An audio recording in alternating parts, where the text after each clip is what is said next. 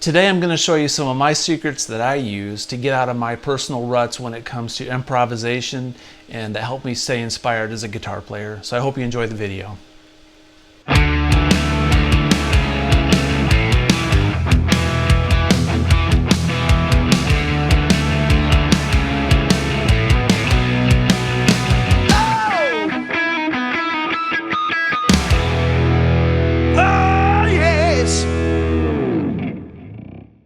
Alright, so I'm going to keep this short and sweet. G major and E minor are the same exact key. They're called relative major and relative minors of each other, okay? So they're the same key. So you can play the same scale, pentatonic scale, over a G major pattern as you can an E minor pattern. I'm going to give you 3 examples of pentatonic scales today that will break you out of your I guess your rut that you might be in. This is something I've done over the past few years. I've played guitar for a long time, and I was really lazy and just played this for the longest time.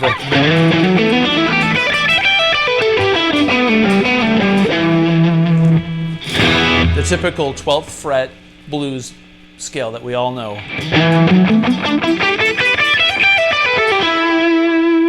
All right? Great scale. That's also a G major pentatonic. But anyway, what I want you to work on is the 3rd position, the 4th position, and the 5th position of the E minor or G major pentatonic scale. This is a lot of fretboard that I consider no man's land. A lot of us avoid this. You'll play up an E minor up here.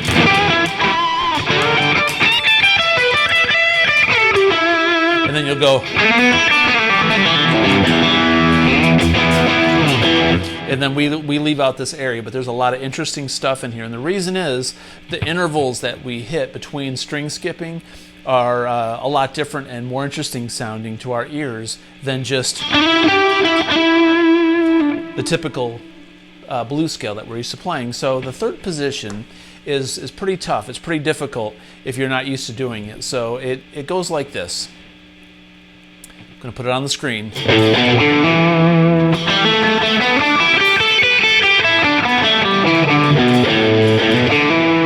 I went back to that note because that's the tonic note, meaning that's the E, but you don't have to. I mean, it's whatever sounds good to your ear. So check this out.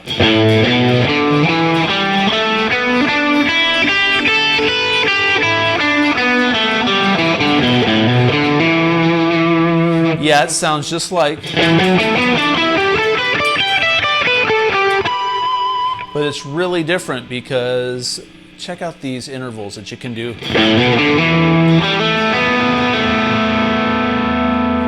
This is between the D and the G string. Then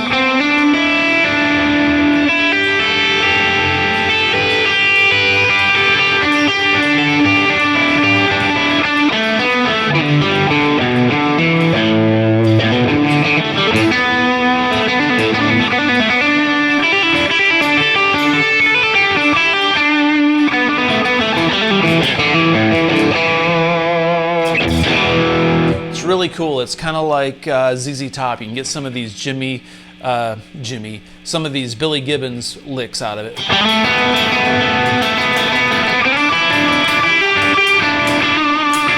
I like the dissonance.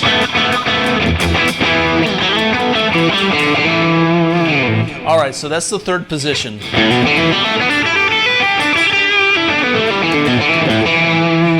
Going up to the 4th position, it's very similar to the main 1st position in shape. So right there on the screen, I'm going to show you the 4th position.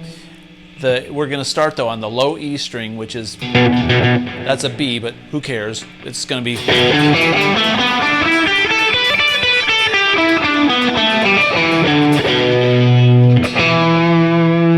Now this is a really cool scale because first of all, it feels really familiar to our old friend in the 1st position, E minor pentatonic.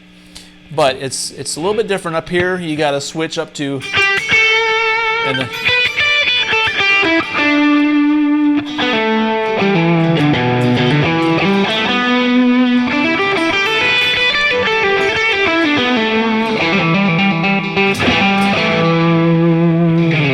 This is a cool lick because you can take intervals like this. And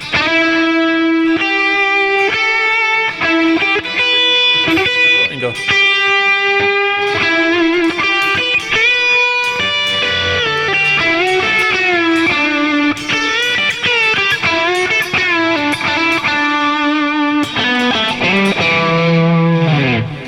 All right, so there's the fourth position.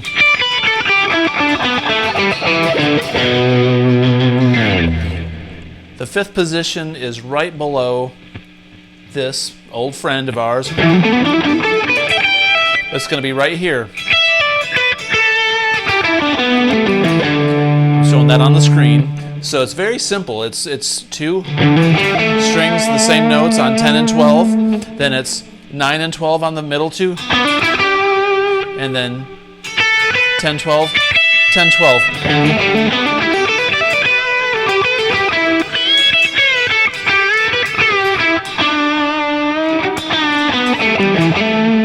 Hopefully you can hear some of the different flavors that I'm getting out of this position. It's different than going.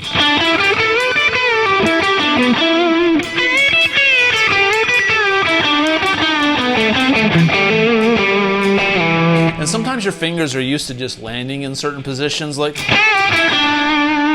then you'll find yourself landing on different notes just by force of habit. You have like riffs tuned into your fingers, and you'll just do a specific bend, but when you do it in a different position, it'll come out sounding completely different. Now, the payoff in these three positions is, first of all, you're going to learn the middle part of the fretboard if you're not really familiar with this area, but you can start blending these patterns. When you get these patterns memorized and you get them committed to memory, you can start blending them together. So for instance, if we start in the third position, then go.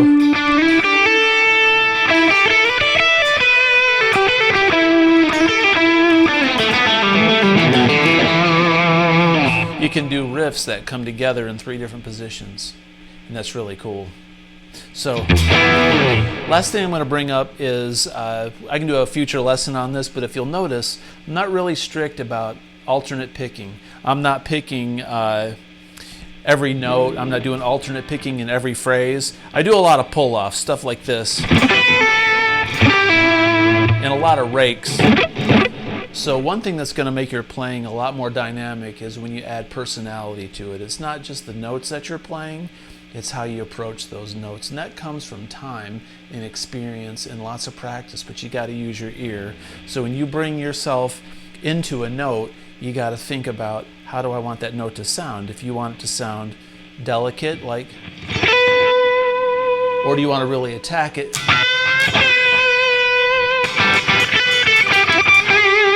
And when you pull off, it sounds a little bit smoother. You can build a lot of speed this way also.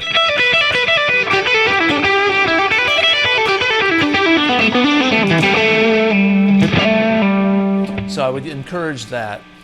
Work on your string skipping. Skip around. There are no rules. Skip around like this.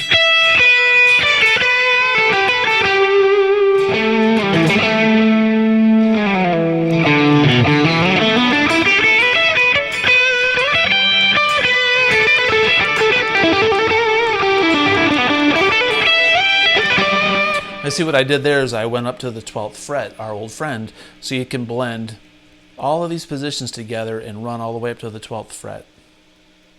So let me play some examples.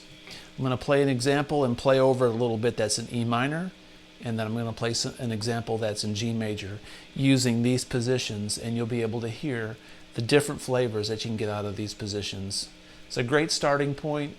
It's really good for your mind and for your fingers to learn different patterns, and it's really fun because it'll reinvigorate your passion to play. I think it'll give you a fresh set of notes almost in your playing. It's like learning new words in your vocabulary, even though they're the same letters in the words and the same letters that make up sentences.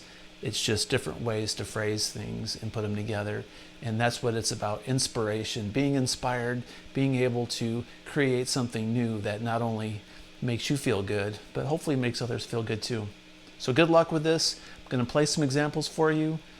Lastly, I encourage you to check out the backing tracks that I'm using. I didn't create these. I'm going to put the backing tracks in the description for the video, and record yourself. I don't care if you have to record yourself on a little recorder on your iPhone. Record yourself playing parts and evaluate your playing and listen to what sounds good. And over time, come back a month later and listen to your recordings, compare them to your new recordings. You will see growth and you will see depth in your playing, I promise you. And that's where the magic happens, and you'll see improvement, and that'll be something that'll help you drive yourself to become better and better. So good luck and have fun.